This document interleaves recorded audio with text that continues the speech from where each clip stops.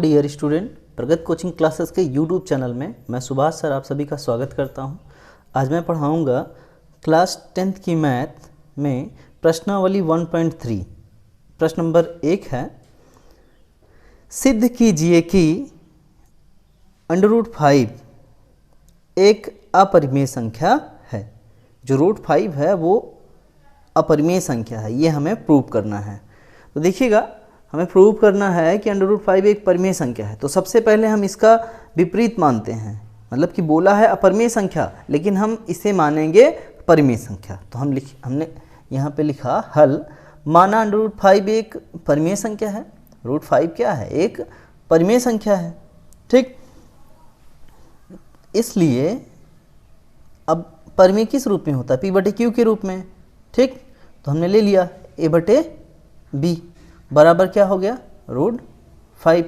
ठीक है, अब जहाँ आपको पता है, जहाँ A व B पूर्णांक होते हैं, पूर्णांक हैं, और B does not equal to 0 है ना, B does not equal to 0, और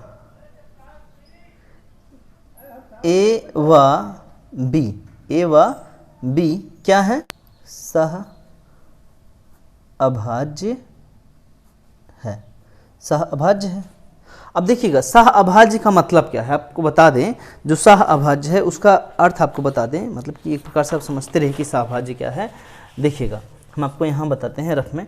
देखिए, सह अभाज्य जैसे कि हमारे पास दो संख्याएं हैं, मान लीजिए 2 और 3 हैं। ठीक, अब इनका हम HCF ज्ञात करें, तो HCF क्या आना चाहिए? 1, अर्थात ऐसी संख्याएं जिनका खंड भी ना हो, ठीक, और एक दूसरे से वे कटे भी ना। ठीक है, मान लीजिए अब यहाँ तो P/Q के रूप में है, तो हम 2/3 ले लेते हैं। अब देखिए, 2 ना तो 3 से कटेगा और 3 ना तो 2 से। ठीक, यही क्या है? सह अभाज्य। अब देखिए, यही परिमेय संख्या होती है। ठीक, ये क्या है? परिमेय संख्या है। अगर हम ये प्रूव कर दें कि जो 2 है वो 3 से नहीं विभाजित हो रही है, और जो 3 है वो 2 से नहीं विभाजित हो रही है, अर्थात यहाँ देखिए, अगर हम P/Q माने हैं या फिर A/B माने हैं, ठीक, अगर हम प्रूव कर दें कि A B से नहीं विभाजित हो रहा है और B A से नहीं विभाजित हो रहा है, तब तो ये क्या है? सह अभाज्य है। और सह अभाज्य है तो यह एक क्या है? परिमेय संख्या है। ठीक, आई बात समझ में?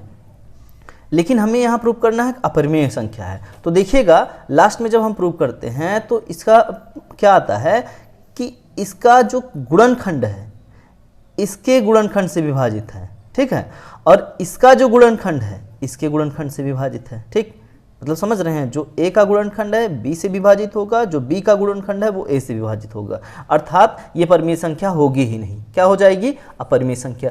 इसीलिए हम इसे विरोधा विधि कहेंगे। ठीक है, हम अपरिमेय संख्या सिद्ध करना है तो हम परिमेय ले लेते हैं, और परिमेय को जब हम प्रूव करते जाएंगे लास्ट में बताएंगे ये सह अभाज्य नहीं है। क्या नहीं है? सह अभाज्य नहीं है, तो ये अपरिमेय संख्या हो जाएगी फिर। ठीक, तो चलिए हम देखते हैं। यहाँ पे बोला था सह अभाज्य है, तो यहाँ पे हमने लिखा A, चूंकि इसलिए A/B बराबर √5, जहाँ A व B पूर्णांक हैं, अब B does not equal to 0, और A व B सह अभाज्य है। ठीक, सह अभाज्य है। चलिए देखते हैं। तो हम यहाँ पे मान लेते हैं A बराबर √5B। ठीक, अब यहाँ पे हम दोनों पक्षों का वर्ग करने पर या लेने पर, ठीक, दोनों पक्षों का वर्ग करने पे हो जाएगा A² बराबर 5B। A² बराबर 5B² हो जाएगा। ठीक है, A² बराबर 5B²। अब देखिए, यहाँ पे 5 है, हम इसको यहाँ ले लेते हैं, इसको हम समीकरण 1 बना देते हैं यहाँ पे। ठीक है, इसको हम समीकरण 1 बना देते हैं और दोनों पक्षों का वर्ग कर देते हैं। ठीक है, अब देखिएगा, यहाँ पे इसको हम B को यहीं रहने देते हैं, हो जाएगा A² बराबर B²। अब देखिए, ये जो A² बना है ना, A² बना है ना, देखिए ध्यान देखिएगा, A² बना है, तो अर्थात इसका तात्पर्य ये है कि जो A² है वो 5 से क्या है? डिवाइड हो रहा है, मतलब ए स्क्वायर 5 से कट रहा है, अर्थात ये विभाजित है। और जब विभाजित होगा तो इसका मतलब ये है कि ए स्क्वायर विभाजित है तो ए भी विभाजित होगा। देखिएगा कैसे, यहाँ देखिएगा, जैसे हम मान लीजिए ए मान लेते हैं, ए क्या है 20 है, ठीक। अब 20/5 लिखें, या फिर हम 20 का वर्ग करके 5 लिख दें। अब 20 का वर्ग करके 5 लिखेंगे तो 20 × 20 लिखेंगे, है ना, या फिर 400 लिख देते हैं, चलिए ठीक है 400 लिख दिए, 400/5। अब इसको भी काटेंगे तब भी कटेगा, चाहे हम अगर वर्ग कट रहा है, ठीक, अगर वर्ग विभाजित हो रहा है तो उसका जो वर्गमूल है वो भी विभाजित होगा। संख्या 20 थी, 20 भी विभाजित होगा, 5 चौक 20, है ना, और ये भी विभाजित हो जाएगा ना, 5 40 हो गया। तो ये ध्यान दीजिएगा, अब ए स्क्वायर 5 से विभाजित है, ठीक, तो ए भी 5 से विभाजित होगा, यही हमें लिखना है आगे, ठीक है। तो यहाँ लिखेंगे, अब चूंकि ए स्क्वायर 5 से विभाज्य है, ठीक, 5 से विभाज्य है, इसलिए ए भी 5 से विभाज्य होगा, 5 से विभाज्य होगा, ठीक, लिख दिए। अब देखिए यहाँ लिखेंगे अतः a बराबर 5c, ठीक, a बराबर 5c, जहाँ c एक पूर्णांक है। अब देखिएगा ये कैसे हुआ, a बराबर 5c। अब देखिए जैसे हम यहाँ पे अभी हमने माना था, ध्यान दीजिएगा, अभी रफ में हमने माना कि ये क्या माना था, इसको हमने a माना था ना, तो a बराबर क्या माना, 20 माना था, ठीक, a बराबर 20 माना था। अब अगर हम 20 को तोड़ें तो क्या बनेगा, 4 × 5, है ना, और इसी 4 को हम क्या मान लेते हैं, c मान लेते हैं, अर्थात ये क्या बनेगा 5c। अब यहाँ ध्यान दीजिएगा, a बराबर क्या मिला 5c, यही है, ठीक, यही है जो हम यहाँ लिखे हैं, अर्थात a बराबर 5c, जहाँ c एक पूर्णांक है, पूर्णांक क्या है 4 है, या फिर 2 × 2 भी लिख सकते हैं, ठीक। चलिए इसके आगे देखते हैं हम क्या सॉल्व करेंगे। अतः a बराबर 5c, जहाँ c एक पूर्णांक है। तो अब देखिए समीकरण एक में इसका मान रखते हैं, तो a बराबर 5c समीकरण 1 में रखने पर, ठीक, समीकरण 1 कहाँ है, a बराबर √5 भी है ना, a बराबर √5 भी है। तो a का जहाँ पे a का मान है, यहाँ देखिएगा समीकरण 1 देख लेते हैं एक बार, जहाँ पे a बराबर √5 भी है, तो a के स्थान पे हम a का वैल्यू रखेंगे, a का वैल्यू क्या आया है 5c रखें है, तो यहाँ पे देखिए a के स्थान पे हम लिखेंगे 5c इज इक्वल टू क्या होगा √5b हो जाएगा। अब देखिए √5b हो गया, अब फिर हम यहाँ क्या करेंगे, देखिए दोनों पक्षों का वर्ग करते हैं, दोनों पक्षों का वर्ग करते हैं तो ये हो जाएगा 5c का होल स्क्वायर और ये होगा √5b का होल स्क्वायर, ठीक। अब सॉल्व करते हैं तो हो जाएगा 5 का वर्ग करेंगे 25 c स्क्वायर, अब इसका वर्ग करते हैं यहाँ पे, ठीक, तो होगा 5b स्क्वायर। अब देखिए इसको हम इससे सॉल्व कर देते हैं तो 5 से 25 कटेगा, क्या बचेगा 5c स्क्वायर बराबर b स्क्वायर, 5c स्क्वायर बराबर b स्क्वायर। अब देखिए हम फिर ऐसे कर देते हैं c स्क्वायर, इसको समीकरण 2 बना देते हैं, ठीक। अब इसको हम आगे सॉल्व करते हैं, c स्क्वायर बराबर b स्क्वायर बटे 5, ठीक।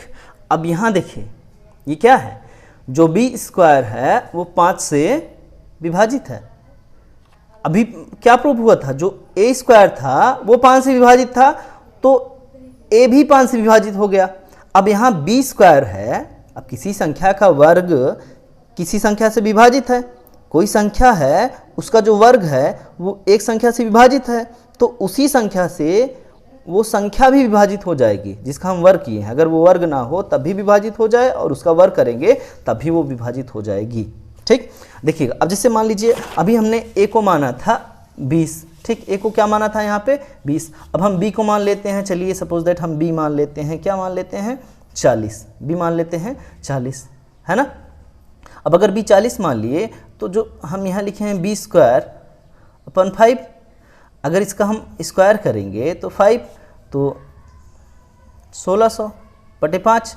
अब ये भी कटेगा, चाहे हम वर्ग को काट दें चाहे उसकी संख्या 40 को काट दें। अगर वर्ग ना किए होते यहाँ पे तो 5×8 40, है ना, ये भी कट जाता और ये भी कट जाएगा। हमारे कहने का मतलब ये है कि आगे जो लिखना है ये लिखेंगे यहाँ पे हम। अब चूँकि b स्क्वायर 5 से विभाज्य है, 5 से विभाज्य है, चूँकि b स्क्वायर 5 से विभाज्य है, इसलिए b भी 5 से विभाज्य होगा। ठीक, 5 से विभाज्य होगा। ठीक, अब देखिए एक चीज़ ध्यान दीजिएगा, हमने बताया था कि ये सहभाज्य है, a और b क्या है सहभाज्य है, लेकिन सहभाज्य में क्या होता था, सहभाज्य में ये होता था, यहाँ ध्यान दीजिएगा, सहभाज्य में हमने लिया था 2/3 जैसी संख्याएं। ठीक, मतलब ये संख्या इससे ना कटे, ये संख्या इससे ना कटे। ठीक, अगर हम 2 और 3 का मासा भी निकालते, HCF निकालते, तो 1 × 2 और 1 × 3 मिलता, और इनका HCF जो होता वो HCF क्या मिलता 1 मिलता, HCF क्या मिलता 1 मिलता, है ना। परंतु जो A और B है, जो A और B है, A में एक संख्या है 5 × C मिला है, और B में क्या मिला है 5 × सपोज दैट हम मान लेते हैं M मिला है। ठीक, अब A भी 5 से विभाजित है, B भी 5 से विभाजित है, मतलब दोनों में क्या है सार्वगुणनखंड, जो HCF है वो क्या मिल रहा है 5 मिल रहा है, अर्थात A और B दोनों 5 से विभाजित हो रही हैं। अर्थात कहने का मतलब जो A और B है, मतलब जो हम लिए हैं A/B, वो क्या नहीं है सहअभाज्य, सहअभाज्य नहीं है। अब ये सहभाज्य नहीं है ना, जब ये सहभाज्य नहीं है तो ये क्या नहीं है, ये परिमेय नहीं है। ठीक, अतः ये परिमेय नहीं है तो क्या है, ये फिर क्या है अपरिमेय होगी, अपरिमेय है, क्या है अपरिमेय है। जब अपरिमेय है तो √5 जो सिद्ध करना है वो भी क्या है अपरिमेय है, प्रूव हो गया है। चलिए इसका सॉल्विंग देखते हैं, आगे क्या लिखना है आपको। √5 भी विभाजित होगा, तो अब देखिए यहाँ पे देखिएगा,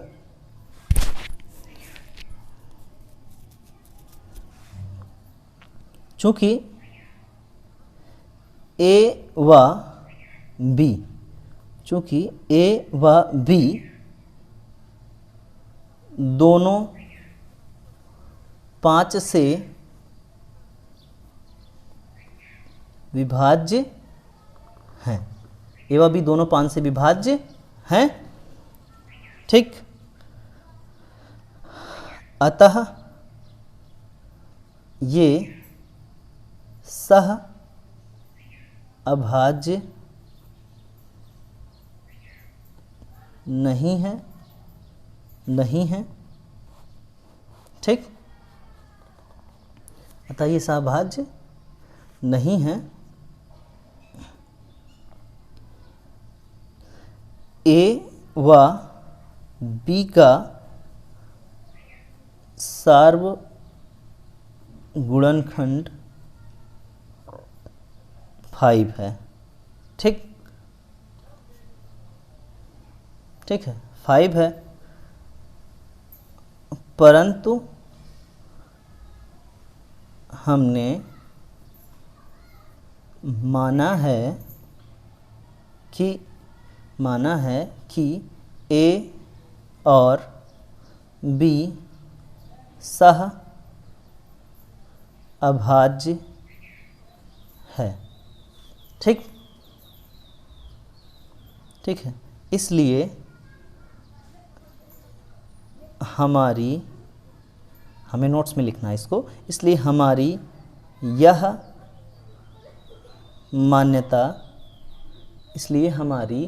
यह मान्यता है कि √5 एक परिमेय संख्या नहीं है, अतः √5 एक अपरिमेय संख्या है। ठीक, प्रश्न नंबर 1 कंप्लीट होती है। आप लोग अच्छे से इसे नोट्स में आप बना के लिख सकते हैं, और इसमें जो ना समझ में आए हो आप कमेंट में हमें बता सकते हैं। अगर आप कहेंगे तो हम आपको ये सवाल फिर से समझा सकते हैं, और इस सवाल पे जितनी भी आपकी एक्सरसाइज में एग्जाम्पल्स या सवाल हैं आप उसे सॉल्व करिए। ना समझ में आए आप कमेंट करिए। Okay, thank you so much.